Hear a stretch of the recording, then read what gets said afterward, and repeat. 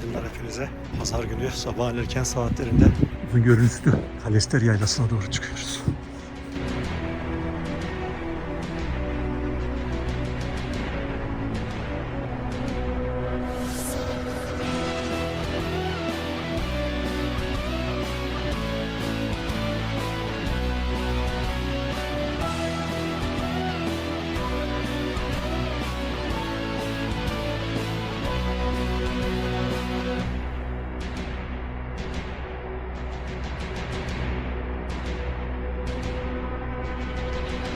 Şu anda aslında Uzungöl'ün tam üstündeyiz ama tabii sistem hiçbir şey gözükmüyor. Normalde buradan size müthiş bir Uzungöl manzarası göstermek isterdim.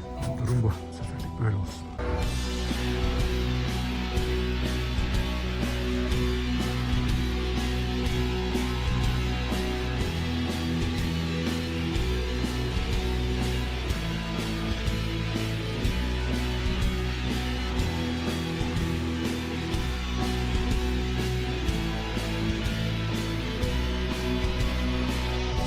...2100 metredeyiz. Hemen şu yolun ucu Kalestere çıkıyor. Tam yaylaya çıkmak üzere. Çok az bir şey kaldı.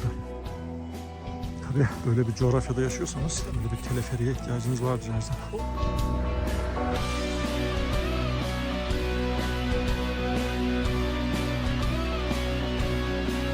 İşte 2250 metre. Kalestere Yaylası, Çaykara. Uzungöl'ün üstünde zirvelerdeyiz. 2,5 saatte buraya ulaştık.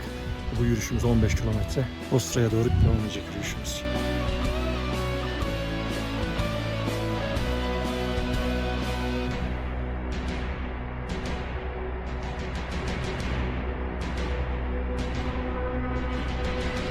Kalestere Yaylası'ndan, Uzungöl'ün üstünden Ostra'ya doğru gidiyoruz.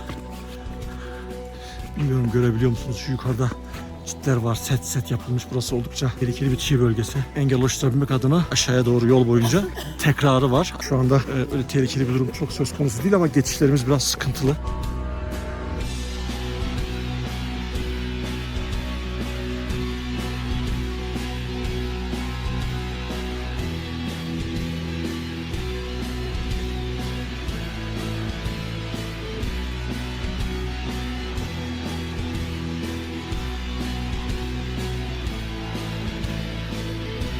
Sıkıntılı bölgeleri açtık.